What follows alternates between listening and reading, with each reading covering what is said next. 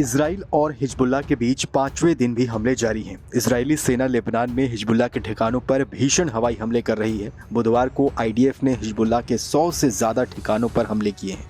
इन हमलों में 10 से अधिक लोगों की मौत हुई है, जबकि बड़ी संख्या में लोग घायल बताए जा रहे हैं। इस लड़ाई को देखते हुए ब्रिटेन ने अपने नागरिकों को तुरंत लेबनान छोड़ने की चेतावनी दी है। हिजबुल्लाह के एक अधिकारी ने न्यूज एजेंसी को बताया कि लेबनान में पेजर और वॉकी टॉकी ब्लास्ट में बुरी तरह से घायल होने की वजह से उसके 1500 से ज्यादा लड़ाकों को लड़ाई से बाहर होना पड़ा है। इन लड़ाकों में कई की आंखों की रोशनी चली गई है तो कई के हाथ पैर उड़ गए हैं। इसे हिजबुल्लाह के लिए बड़ा झटका माना जा रहा है। हालांकि एक अमेरिकी रिपोर्ट में इस आतंकवादी संगठन के लड़ाकों की संख्या 40 से 50 हजार बताई गई है। इजरायली डिफेंस फोर्सेस का दावा है कि हिजबुल्लाह ने इजराइल पर बड़े हमले का प्लान बनाया था। इसमें हमास के द्वारा 7 अक्टूबर को किए गए नरसंहार जैसी साजिश रची गई थी। इस बार उत्तरी इजराइल में हिजबुल्लाह के लड़ाके उसी तरह घुसपैठ की प्लानिंग में थे जिस तरह हमास ने दक्षिणी इजराइल में किया था, लेकिन समय रहते हुए इजराइल को इस साजिश की भनक लग गई। इसके बाद इजरायली सेना ने इसमें शामिल कमांडरों का सफाया कर दिया। आईडीएफ ने कहा कि इस साजिश के तहत हिजबुल्लाह का इरादा इजराइल पर बड़ा हमला करना था।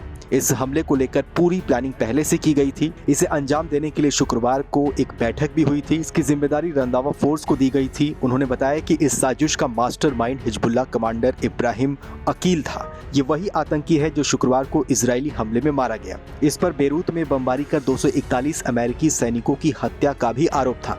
हमास ने जिस तरह दक्षिणी इजराइल में सीमावर्ती गाँव को निशाना बनाया था, उसी तरह हिजबुल्लाह के निशाने पर उत्तरी इजराइल के गाँव थे। हिजबुल्लाह के आतंकी बड़ी संख्या में इजरायली सीमा पर हमला करते हुए उसके गांव में घुसने की प्लानिंग में थे, लेकिन इजराइल का दावा है कि उसने चंद मीटर की दूरी पर मौजूद इस खतरे को भांप लिया और हमले की प्लानिंग कर इसके कमांडरों को सटीक बमबारी में मार गिराया। इजराइल ने कहा कि उसने तेल अवीव के ऊपर हिजबुल्लाह के मिसाइलों को मार गिराया है। यह मध्य इजराइल को निशाना बनाकर किया गया पहला हमला माना जा रहा है। हिजबुल्लाह ने दावा किया था कि उसने तेल अवीव को अपनी बैलिस्टिक मिसाइलों से निशाना बनाया। उसने मोसाद के हेडक्वार्टर को भी निशाना बनाते हुए 110 से ज्यादा मिसाइलें दागी।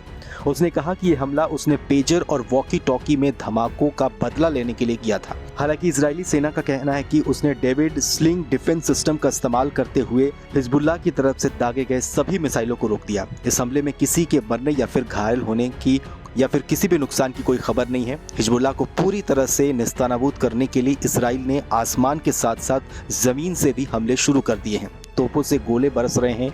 इस बार निशाने पर हिजबुल्लाह के चीफ हसन नसरुल्लाह हैं। आपको बताएं तो इस वक्त हिजबुल्लाह के तमाम कमांडर ढेर होते हुए नजर आ रहे हैं। जिंदा कमांडरों में हिजबुल्लाह के चीफ के अलावा 2 ही बड़े नाम बचे हुए हैं। इजराइल को अब तीनों कमांडरों की तलाश है, जो इसके लिए लड़ाई अब अंतिम चरण में दिखाई दे रही है।